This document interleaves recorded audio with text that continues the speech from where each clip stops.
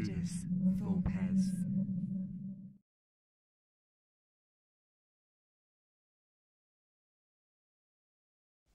Welcome to Ludus Vulpes. My name's Kirsty. I'm Phil. I'm Matt. And you join us for another episode of Gaming Gossip. Last week, in the previous episode, we discussed various Euro games versus American style games. This week, we're going to look at a component that's typical in most American style games and how it's begun influencing the Euro style games. Now, what topic could that possibly be, boys?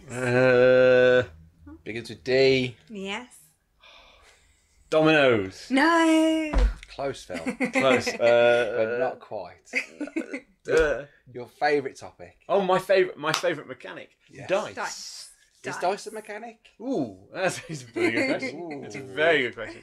It's part of a mechanic, isn't it? Well, how you use dice, I guess, is the mechanic. Yeah. Well, drafting and dice drafting, worker placement, dice placement. So, yeah. It's encroaching into other mechanisms, isn't it? It's not just a standalone mechanism. Nudging in. And I think it's and for me, dice are. It was interesting talking about Euro games versus American style games last time because one of the fundamental things that people talk about is that improbability, that sort of randomness that dice and sometimes cards bring to that kind of American style game, and how dice help drive the thematic narrative and I was thinking actually dice have become more and more prevalent in Euro style games over the last 4 or 5 years, and they're not just solely they're not solely about rolling dice and figuring out what happens next. Yeah. No. And they have a wonderful history in gaming as well. From dice have been thrown since almost the beginning of time to take coins off other people. Casinos, where you got all kinds of ways of using dice to beg, borrow, and steal. Well, the classical way is with Monopoly and Cluedo and Trivial Pursuits is moving Snakes across the and ladders. board. Yeah, snakes and ladders, based on your dice roll. Yeah, and roll and move. Well, there are some modern games that manage to maintain roll and move. There are actually, yeah. I'm thinking Legends of the Drift System, Zaya, which some people think is the most amazing game ever. My suggestion for house rule was give everyone the same movement on your ships. If you get a good ship, increase the movement. It does add a bit of time with the dice. But there's a kids game called Ghost Fighting Treasure Hunters, which does a roll and move, and you have to go around the haunted house collecting up treasures. And at that level, it seems to work okay in the theme. Yeah. So I think probably in some games it's okay. Well, and I played. What was it? Oh, Merchant of Venus. This is a while ago. It's an old one, that is. It is an old one, and I can't tell you that it's a goodie because it was. A lot of my life, I am never getting back again. Was it a long session? It was a very long session, especially with this little bit of nebula thing in the middle that you almost had to roll a 6 to get past, and I needed to get to the other side, and I just sat there going, "All right, someone else is go now." Oh, not fun. Not fun. My earliest experiences with dice would probably be frustration. Yeah, with the dice in the middle in the dome. Yeah. Monopoly, obviously, as we discussed. Cluedo, Careers was one that I used to play with my grandparents. That's an unusual one. Matthew. Is it famous, that one? Yes. Yes, it is. Okay. It's way back. Don't. It's way back. She'll make you play it.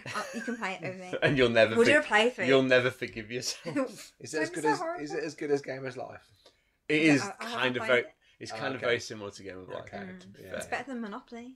Just put it out there. I'm going to put a big question mark over that one. For me, with the classic games, the one that I really enjoy and still play with my family is Yahtzee. It's been so long, and it's such a good game. And obviously the original Roll and Write, but I still really enjoy Yahtzee. My grandparents used to play Yahtzee with me. We used to bet with buttons. Poker dice, which is kind of what Yahtzee is. Creating hands from 5 dice with a couple of rules. King of Tokyo replicates that quite nicely. To have monsters smashing Tokyo or New York City. Well, Dice Throne have also incorporated that into their game as well. I think that's a good game. I haven't played it, but that's a head-to-head dice battling game where you're doing poker hands to beat each other. So that's quite a good one. That's cool. Yeah. Okay, so the first thing I think we should talk about is why dice in games. Like, what are they there for? What's the purpose of them, and why why have them as a part of gaming? Okay. If so many people, if people hate them or dislike them or dislike what they do to games, then what is the value of them? Why are they there? To add some structure. Sometimes I think some games need that structure. Yeah.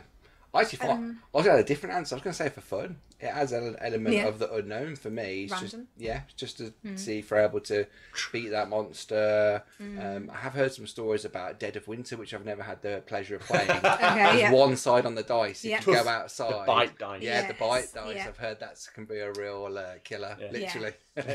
It's there's a few games that implement the face of doom kind of thing on dice. What was I can't remember what I played recently. I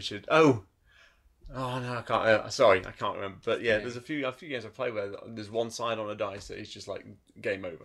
Yeah. I'm not sure how I feel about that. I think it's very different in like it is Walking Dead that we played recently. Walking Dead. Walking Dead All Out War. All Out War. We played. Or like Here's Negan as well, which is a similar variant on that. Have they got dice in that one? Yeah, they're definitely American style games, which I'd say is where the heart of dice use sits, maybe, or has sat traditionally. Yeah, very much good. So. For me, like dice, and like luck doesn't exist. Like, let's just get it out there. Shout at me all you want. That's what comments are for. Just give me hell. However, like for me, dice. And I having played things like Warhammer 40,000 and Dungeons and Dragons and loads of American style games that have that kind of there's a few scattered around here as well. Descents over there, Imperial Assaults over there. Games that use dice to abstract a lot of complicated maths. So I've got a gun, I'm shooting you with a gun, the wind velocity is this, there was a bald eagle flying overhead cawing as I took my shot, and a can moved in the fire, and there's an earthquake. And so that dice represents all of those factors in one goal that you can't take into account. Like if you took it into account, the game would last quite literally forever. Do you think that's why people lean on it for combat? Because you can quickly add up what you've got versus what you had to get or what the other person's got. Yeah, I think when it's at its best, it is that abstraction. It's putting a lot of factors together in a single dice roll, and it's like, I beat you, done. Like, we can move on now. So the roll of the dice, it can be for movement, it can be for combat. What else can it be for? So it can be a memory device. I'm sure we'll touch on a favourite that all three of us love, which uses dice as a memory, where actually you set the value on a dice, and that dice value remains consistent for a period of time before resetting that value. And dice can be used and are used for that in a number of ways. So I think it's like a currency in effect, isn't it? On some games. Yeah, I think. Well, and has anyone has a guess what I'm thinking about? Crystal Palace. Yeah. Crystal Palace. Crystal Palace. Which, if you haven't played it, very good, fantastic game. But that kind of sort of almost blind bid before you then reveal to everyone else what you've done. Just the thought of it going back to it. And how you've managed to stab everyone in the back. Catch people off guard a little bit. You can, but those dice are never to be rolled. They are there to like recall. To act as a value. I think in that we're making it sound like it's a massive part of the game, but it's probably like 10% of the game. Yeah, but it's a permanent effect, isn't it? So it influences a lot of the game. It's an incredibly valuable part of the game. Without it, I like to think about it, and as we talk more about sort of dice drafting, dice placement style games, the value there is that actually that whatever the pips are. Massively influences your capability going forward.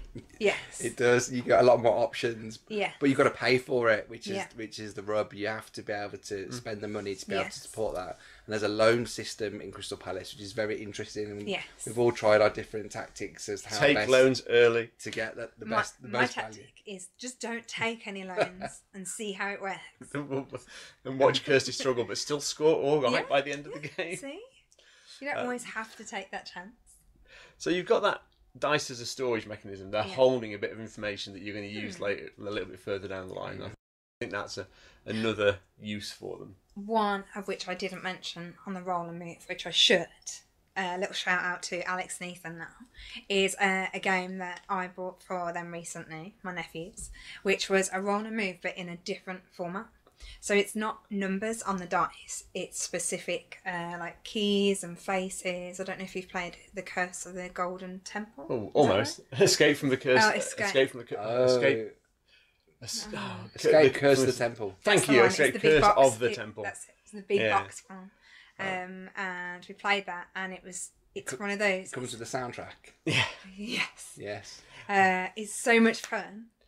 But it's like, and you get locked in. That's a pure dice game, I would say. That's very much. And it's cooperative as well. Yes, so very in terms much of a unique message, everyone working together and using the same dice. Yeah, and it's... it does give you that movement. It gives you the frenzy. And I think the idea of that kind of roll for real-time games, like Project Elite does it really well. Project Elite, that's a great shout. I forgot about that. But exactly the same mechanisms, just as a more grown-up theme, maybe. Yeah. But actually, that kind of...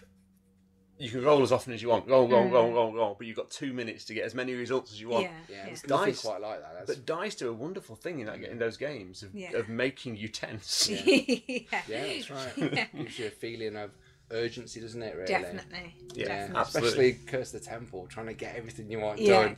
And then you get locked and someone's got to come and help you escape. So, and it's like, I'm stuck, and you have to, like after that, you realise that they're actually in the next room along. You have to move back. It's a fantastic... That is a good game. I thought it's a good introductory game as well for those for stressing your family out. Yeah, exactly. It's a good family game. It is, definitely. It's a really good one that gets everyone together. But it also gives us another sense of what dice can be used for, that tactility and that kind of... Like, I'm physically doing something with a component as well, which is quite involving yourself. And the fact that they're used in real-time games, I think that adds a real... I'd not even thought about that when we started thinking about the conversation today, but actually that kind of ability to really force you to... immerse yourself in the game. Yeah, definitely. I agree. But it creates an emotion, doesn't it? Because you really want that look. Yes. And you're not going to get it a lot of the time. You're going to suffer, unfortunately. I think the more looking back with dice, it's becoming more influenced from Ameritrash into the Euro game sphere now, isn't it? There's a lot more games bringing that across.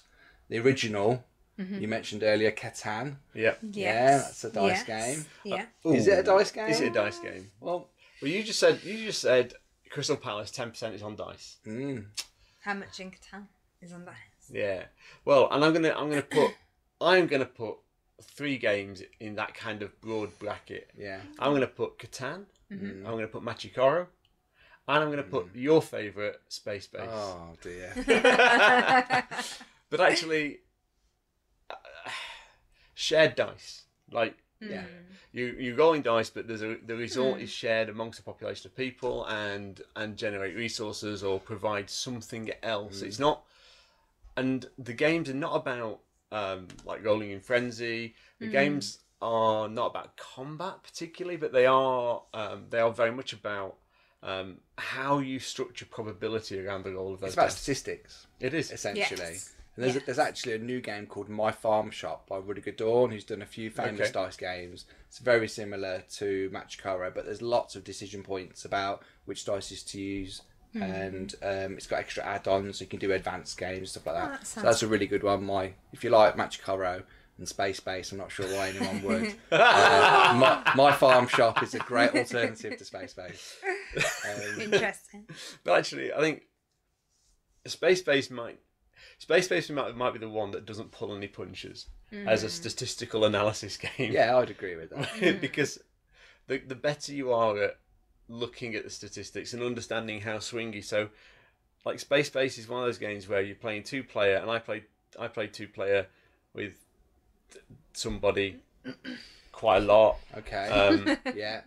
You guys quite like Space Base. Yeah. But you need to adjust your strategy in a 2-player game. Right. Whereas I like to play the sort of 4 or 5-player game where actually you're plotting for lots of off rolls that aren't on your dice. So, And that works for me from a statistical point of view. When you're playing 2-player, you just don't have the same volume of rolls going on the table. The game to be So over it's as soon flawed. as possible. It's a flawed game, isn't it? It's not a flawed game. That's what I'm hearing, Phil. That's like saying any game that you have to adjust your strategy for a 2-player game from a 4-player game is a flawed game. We can just point the finger there. We can all agree that's not true.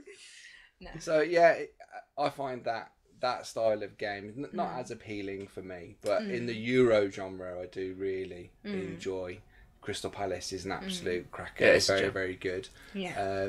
You've got things like Stone Age. With No. Stone Age, I've not played that for a you've got to long do time. some statistics where you take workers, and for every worker that visits the gold mine, because they could mine gold in those days. Apparently. So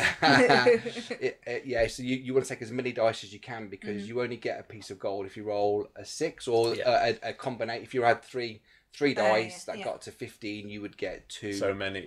two gold based on that. But okay. but all of the resources work in that way.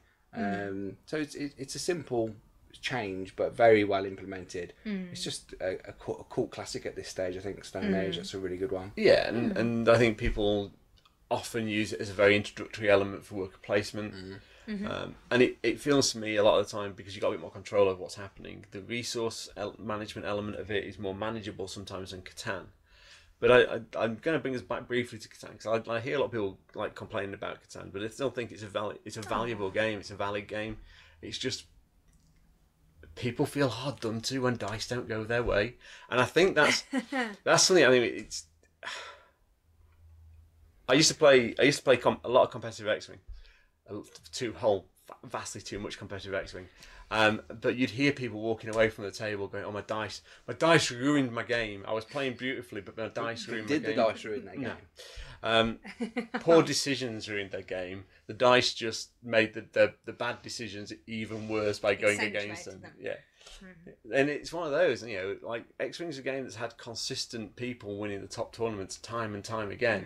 When you've got that level of consistency, the variability in dice is clearly not the deciding factor of how to play the game well. But man, does it feel bad when you roll bad dice? Yeah. So could you play the perfect game in X-Wing and lose on bad dice? Probably. Yeah. Well, there's that. Then it's probably a good game, because that you need that element of variability for it to generate excitement and interest. Yeah. And actually, maybe there's another element there where Dice Game and Stone Age is a really nice example as an introductory piece where actually a little bit of variability through dice can maybe mitigate the expert player out of the game a little bit. Not out of the game. Yeah. But just even the playing field. Yeah, dice are a great leveler. I agree. And not in a bad way. A lot of games offer you ways of mitigating bad dice. I'm sure we'll come on to some of those later on.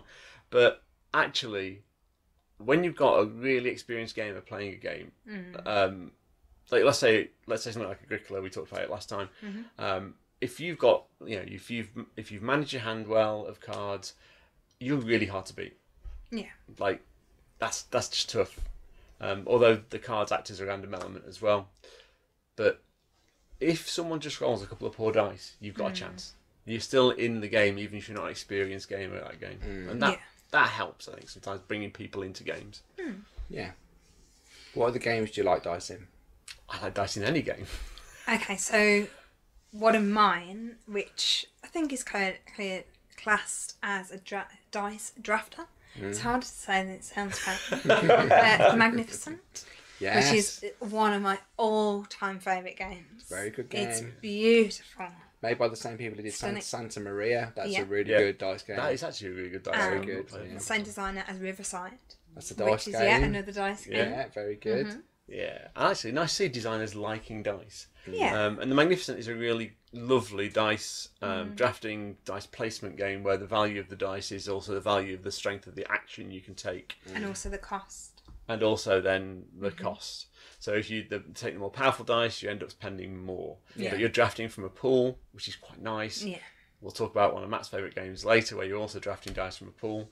I think it counts as one of your favourite games. There's lots, but yeah, I'm sure it is. I do like the element of the currency in the Magnificent. You've got to work out what you need And I think it's really hard for designers to use dice well in a game because Yeah. it can be a real cheap mechanism sometimes, Yeah. just as a catch-up mechanism or a bit of a sideshow. But it's an integral part of what you're trying to achieve in Magnificent. It's done really, really well. Yeah, because the decision points are there on which dice you pick. Yes. And so it's not as simple as just I'm going to take the 6 every time. Yeah. Sometimes you are not going to want to take a 6. You can't afford to, or you've already got a clear dice and you can't afford to add the 2 together, or the power that you want. If that's an orange 6 and you want a purple or a green power, that's right. that orange is nothing to you. Yeah. And I think it's fantastic the way that Well, if you like that, you would really like Rajas of the Ganges, because he uses dice in a similar way as currency to buy tiles to generate resources and more dice. It's got a very combo effect. And the more you build your board out, the more dice you get. And the interesting part of that is the end game. Okay. End game scoring. Whereas as soon as your fame from all the buildings that you've built on your tile board and all the money you've accumulated across, whoever crosses the furthest at the end of the game wins the game. No second or third place. It's winner and everyone else loses. Yeah, What happens basically. at the same time? There is a tie break. I've never seen it. Yeah. Unusual. Yeah, but there's a lot of people thinking they're going to win at the end. And then they don't. Yeah. And actually, maybe that's a discussion for another day. Like great end games. Like, Yeah. I think there's a definite conversation there. But Rajas as well it's a dice pool builder almost. Yeah. You're building your pool of dice. You get to roll them every now and again. Yeah. Yeah. As soon as you pick up a dice, you get to roll it, but. Some terms, if you're getting low on dice, if you run out of dice in Rajas, you know about it. It's really hard to start getting those combos up again. But no, such a well-made game. Yeah, and it plays really like the dice make sense within it. It plays really smoothly. Yeah, that's right. Yeah, and like Matt says, the end game is breathtakingly clever. I really like it. Yeah, it sounds very intriguing. It is. It's definitely one I need to play. What else have you got on your mind, Phil, in terms of dice games? Like we've talked very much about I've talked a couple about the American style games, but like I've got it's just down here actually Kingdom Death Monster, which definitely uses a couple of dice. Whether you like the game or not, thematically for me it sits as that kind of epic dungeon crawl style game, where the dice offer you so much. And you say that versus Gloomhaven, where the cards offer you so much and every character's got a unique feeling. The cards offer you so little in Gloomhaven. Do you? Yeah, they pigeonhole you, and I'm sure people get upset about saying that, but they pigeonhole you. They narrow your scope and they narrow what you're doing. And Gloomhaven is very much about what you do with your character. And that's what Gloomhaven's about. But games, like when you think about more campaign-driven dungeon crawls with dice, Kingdom Death Monster, whatever that might be, Descent, those dice are representing something else. Kingdom Death itself is much more about resource management on a macro level. So you're managing a settlement, you make sure people are still alive to do stuff, but you know they're going to die. You know those dice rolls will never go your way. And it's almost the beauty of dice sometimes that if your setting is right, thematically it's right. Rolling a dice and having someone die is kind of all right. But you've got, and I think you've already said it, you've got to get everything's got to be aligned to make that work within the game. If the dice roll sits out of context, doesn't make sense, and you roll a dice and something bad happens, that game is probably not going to work. Yeah, and you want to leave the player feeling with a sense of achievement or satisfaction. Oh, that's so close. Yeah, definitely. Yeah.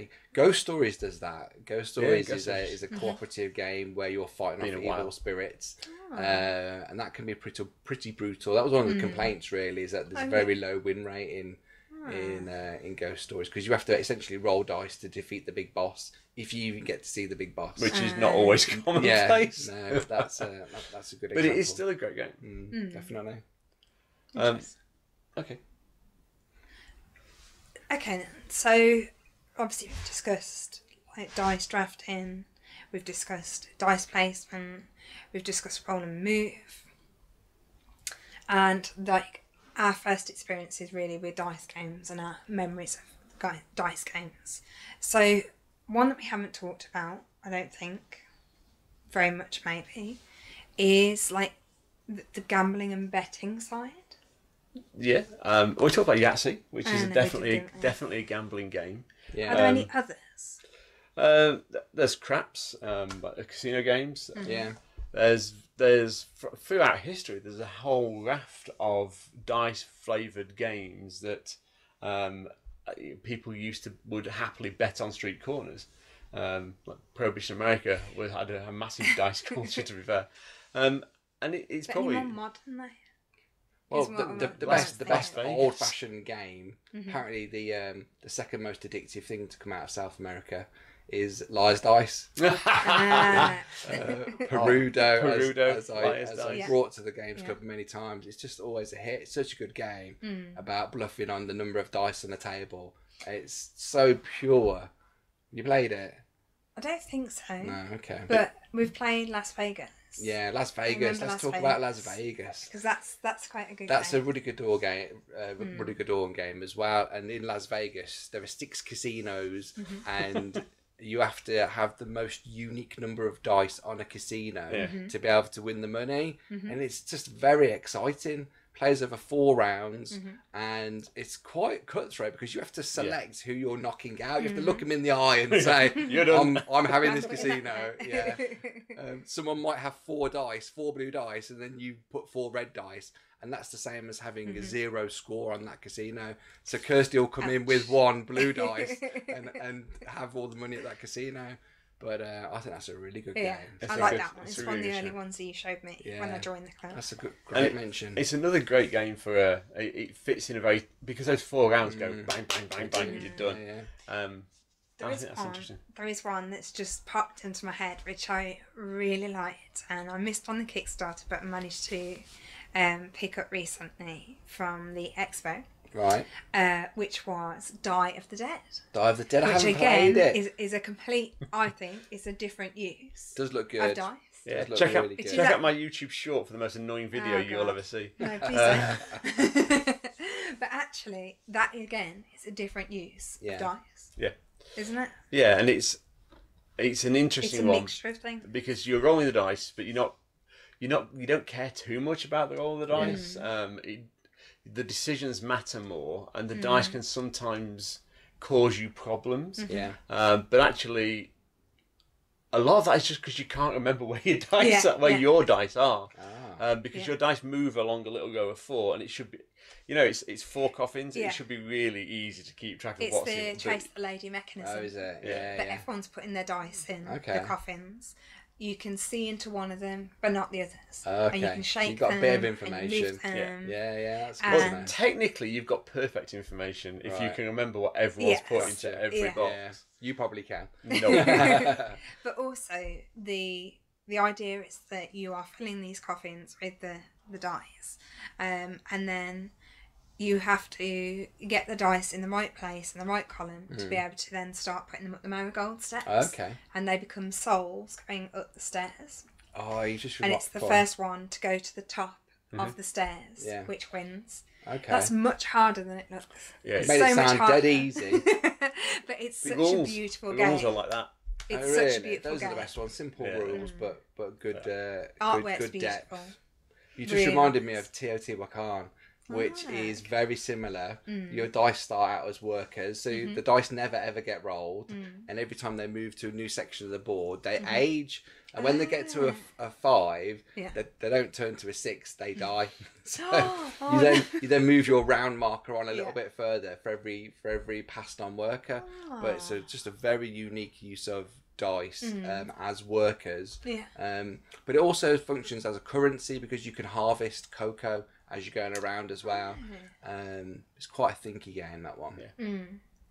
What did you think of that? No, I've only played it once. I need to play it more. But I really enjoyed it, and it was a nice, it's that dice as a storage device, like a holding memory, so you know what age your worker's at, and it's. It's yet again a different mechanism. Yeah, it's another way of holding it. I just before we started today, I did a little sort of what are the top 15 games that use dice as a mechanism on Board Game Geek, and the top one is maybe a classic. Castles of Burgundy, and it ranks 15th, so it's quite high. But that's okay. So my experience of Castles of Burgundy, and you can actually see this on the channel if you wish. We Ludus Vulpes in the early days did a 24-hour gaming session. You watched it, and this was something like, was it like second to last game we played? Second to last game we played. About 22 hours in. Poor Ben had to teach. Yeah, sorry, Ben. So sorry. Had to teach 3 to 4 players who'd never played the game before, Castles of Burgundy, and I absolutely loved it. It was like I got my second win, and I absolutely loved that game. I can't remember if I won, but I really like enjoyed the use of the dice in the game. Yeah. I found it plays a little bit long for me for what it is, but the use of the dice is excellent. I've been waiting to play it. The dice game is quite good. I've not played the dice game. I really enjoyed that. That's quite a good roll and write. Definitely worth checking out, I would say. Okay. What are the Euros? So I think. Oh, I just thought something. I can't. I'm going to throw one out there. You do. I like Pulsar 2849 because it's a totally unique dice mechanism. How is it totally Is it? Well, it's moving you up and down. Well, it's an initiative, isn't it? Apart from Dungeons and Dragons being used, but it's for moving your tracks for your benefits of what you can earn as you're going through the game, and to be able to fly around the board more easily or score points from transmitters. Yep. It's just a great combo game by Vladimir Suki, who does Praga. Praga. Praga. I really like Pulsar. I think that's a really great game. If you haven't had the chance to play it, definitely give that one a go. I've not played it enough. Played it like 4 or 5 times with you, and it plays fantastically well. We should maybe do a playthrough of it. Yeah, that sounds great. It's definitely a game worth trying. If you know someone with it in their collection, certainly ask for a game because it's absolutely worth it. It plays really well. Even just putting the board together is kind of fascinating as well. Yeah, circular board. How often do you see that? Yeah. Not very. And we've not talked about roll and rights. Okay. Which seems a bit crazy, given that it's almost in the We've talked name. about Yahtzee.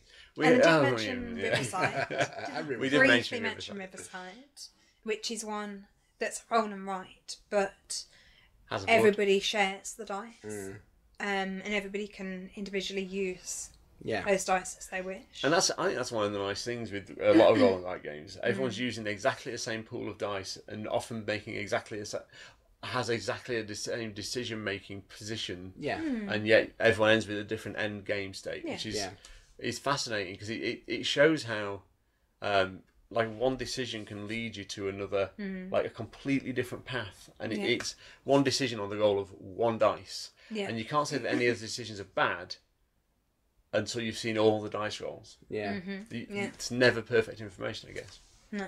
So what kind of rolls and rights do you like generally? I think possibly Copenhagen roll and write was one of the first ones I was probably Yeah, it's a good introduced to. It's really nice. And that one, again, it gives the players a benefit, but you don't know until the other players have chosen what benefit that's going to be. So it's sort of the same, but you don't have the same level of options with that one. How about you, Matt? I like one called On Tour. It's a roll and write where you have a board where you can wipe out your marker if you go wrong. But there's a lot of hard decisions. I hate that game. Do you? Yeah, we own it. We own it, and it's our least watched video. Oh, really? That's fine.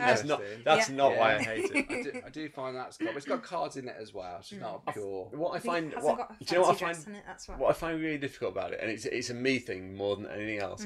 It's just a pain in the backside to teach sometimes. Sometimes, like people just get it. Ascending numbers. Yeah, honestly, Yeah, people sometimes don't, people just get it, and then sometimes they just Gotcha. don't. And Right. Okay. out of all the games, like thinking about games, like it's consistent. And that affects your personal enjoyment, the teaching of it. Yeah, Yeah. Okay. I teach a lot of games. I hadn't thought about On Tour actually. Yeah, I really it's a good use of dice, Yeah. and I've not seen it played in anything like that. But there's so many good roll and writes. I really like Ganshon Clever. So much so I bought the app. Yeah, me too. And, that's quite. In fact, I quite first good played roll it. and I write. first played it on the app. Did you? Yeah, which is really nice. Yeah. So it's Shout out to Jacob for that one. Yeah, thanks Jacob for pointing us in that direction.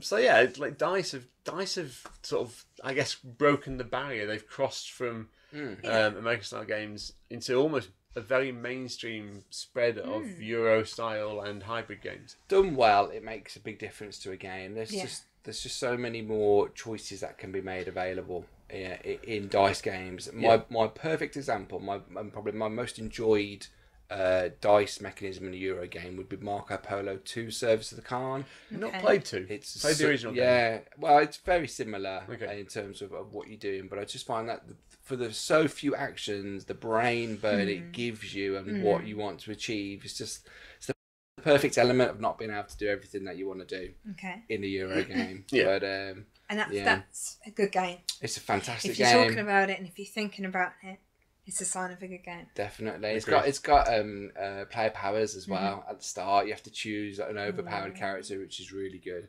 And affects the whole play of the game. So it's just a pleasure to play every time. And everyone's overpowered, presumably.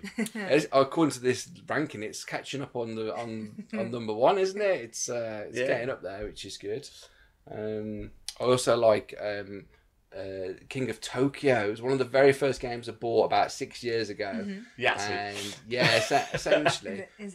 Combine that with player powers. So this card means that you can attack in a certain way. So that's a really good game. That's a good family weight game as well, King of Tokyo. Do you know what? If you get a chance to play. I'm going to say games like King of Tokyo, they have a real special place for me and I think it's the essence of almost where dice sometimes sit at their best. You cannot take that game too seriously. You're rolling dice. You either get what you want, you don't get what you want, but you just move on. You're not bitter. You've not always been outplayed. Sometimes you've been outdiced. It is full on. All right. I'm trying to fight you and you. We're all fighting each other, and there's a bit of push. Look, do I stay in Tokyo a bit longer, or do I start fighting back? So yeah, I do think that's a really well designed game. And it is just so quick, light, and fun. And that like the clatter of dice or rolling dice, that just fits really nicely into what makes dice a really useful component that leads to some really interesting mechanics across a whole range of games. Okay, impromptu question. What games do dice not work in? Are there any games that you can think that actually you don't enjoy it, or it doesn't add anything, or just there are better versions? It's tricky because the amount of information out there now, I'm probably going to steer around stuff that I'm not 100% about. So I can't think of anything off the top of my head. Phil? I can think of one we both played and didn't like, but I'm not sure how critical the dice were, and its predecessors on our list actually. It's the fourth one down the first column.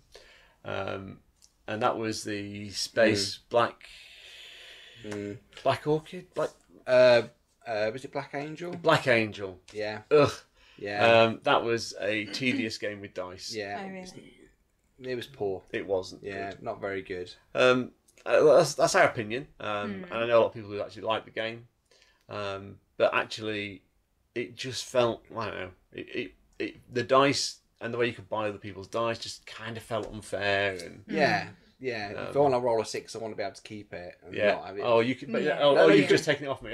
Thanks. Well, it's okay. You get 1 coin. Yeah, great. In exchange from the 6 that I've just rolled. Great. Yeah. Great. Do you know what? One of the games I've had a lot of fun with. I've only played it because I don't own it. And it's one of the games I'll kind of instantly forget until I sort of kind of see it in someone's pack. And it's Roll for the Galaxy. Yeah. Which is absolutely like fantastic. Noisy. A little bit. It's a really good There's game. lots of dice in a cup, and you shake them and you slam them to place them gently on the table. But it's also, there's a lot of good things going on in that game that the dice just help and just push. Because you tend to have enough dice, you can make some really good decisions. Yeah. And it's all about the fact that the dice encourage decision making rather than the dice dictating everything you do. And I think that's probably a lot of the time when the essence of dice well implemented, they support and encourage decision making rather than removing decision making. Yeah, I think there's just something nice about custom dice as well. You've got with your symbols. There's some brilliant DNA dice in Dinosaur Island. That's quite forgot about Dice Island. An integral part of the game, getting DNA. That's quite good. That sounds good. Some other uses of dice I really like. I can't go a whole episode and not talk about Strike. Strike is one of the best dice It's not a game! Available to Okay, buy. what is Strike? It's been recently re-released. So Have you re-released it? if you have the chance to play Strike, dice in an arena What where is you're it? knocking each other It's out. not a It's game! a really good game. Go and check it out. If my principle is dice encourage good decision making, Strike has no decision making. I'm currently at 124 plays of Strike, so there's some Which winning in I it. can promise you is 123 too many. I remember when Matt first taught it to me, and you get like this gladiatorial arena and you get a handful of dice and Matt's like, right, you get your dice and you throw it and you aim at another dice and you roll it over, but He if you remembers it fondly, I can tell. if you get every matching number comes back into your hand. Yeah, so you could steal someone's dice and they've got to roll all their dice, which increases their chance of losing dice, because you have to make a pair to be able to. It's just a bad. Proceed. It's just. In fact, it's not Always fair. gathers a crowd, Phil. It's We not can't- fair we to call can't it. say It's not fair to deserves. call it a terrible game because it's not a game. It's just a dull activity. Okay, what of throwing about this. my other favourite? Tumbling dice. There you go. Awesome. You knew I was going to say that. It's absolutely fantastic. Really, really good. It's also not a game. Yes. It's an activity, but my God, is it a fun activity? Yeah, it and is really good. You say Strike attracts an audience. Tumbling dice absolutely attracts an audience. Do you want to explain to people how it works? The tumbling dice is built on a 3-tier wooden plank, and you flick your dice down the plank, and the further you get down, the higher you score. So I think the third plank down is worth times 3. And if you roll a 6, that's worth 18 points. Oh. Right up until Phil hits my dice, knocks it out off the board, and then he can drop into the times 4 zone for Kirsty to come along and then knock Phil out. But you get 4 dice on your turn. Everyone's different colours. And if you do a pathetic little stab, you end up in the minus zone, so you can actually lose points. Yeah, it's a lot of fun. It's like simple though. It's a bar game actually. Yeah. It's that kind of bar game, like darts or pool or it's a bowling alley almost in dice. And it's just a lot. It's a lot of fun. That's another game I don't care if I lose. Like, it's kind of fun to get. You want to do well. You want want to to do well if you lose, because it's taking part that counts. It's the fun aspect of actually playing the game. It's like I was aiming for the 4 over there, and my dice somehow has gone over there, but it's knocked Matt out of that 4 zone at the bottom. So I'm all right with that. Yeah, it's a good Christmas game or family meeting game and convention game as well. Yeah, We've had that at a few conventions. I wouldn't want to carry it to a convention. I've done it, mate. I've done it. It's got to travel. So you can use that. It doesn't have to be used in a traditional way. No, it It can be used in many different ways. Well, Sagadra uses it in a role player uses it in very different ways as well. So that there's a lot of alternatives out there of how to use dice within games, and actually I think they are much maligned, but add a huge value. And there are some really well loved games that have dice within them and are core to the fundamentals of how those game plays that people don't complain about, and I think that's interesting. People don't like let's go back to Catan, that idea of like, roll a 7, I get to move the robber, or I've picked both of the 8s for my town, so I should be getting resources all the time. It's like, well, actually, that's not how statistics work. So like that's okay. I know a couple of people, Kev and Kirsty, who play Space Base for 11s and 12s, and both consistently beat me, which statistically is wrong, but whatever. I don't care. Well, it's just the roll of a dice. It's random, as you said earlier. It's not all luck to me. Kev taught me. It's not my fault. Kev taught me. So that's for me. Dice have a valuable part, and I like to. I'd like to see more games bring dice in. I think we should design a dice game. Lots of dice games. Yeah. Anything else, Matt, that you want to add? No, I just really enjoyed this conversation about dice. Good. I'm sure there are plenty of games that we've missed. It feels like we've rolled a 6 tonight. Oh, nice. Or a 20. So if there are any that you think we should have covered, feel free to pop them in the comments and we can give you our feedback, our thoughts. You know, you might completely disagree with what we said. Probably Tell what I've us. said. Well, yeah, Space probably. Base. And Careers Great is game. a real game. No, Check it's it not. out. Yes, it is. We have a copy. We'll never do a playthrough. You're all Yes, right. we will. Yes, we will. If you've enjoyed this video, please like and subscribe. Don't forget, we're also on Instagram, Facebook and Twitter. Just search for Ludus Vulpes. See you all. Thanks, guys. See you Bye. soon. Bye.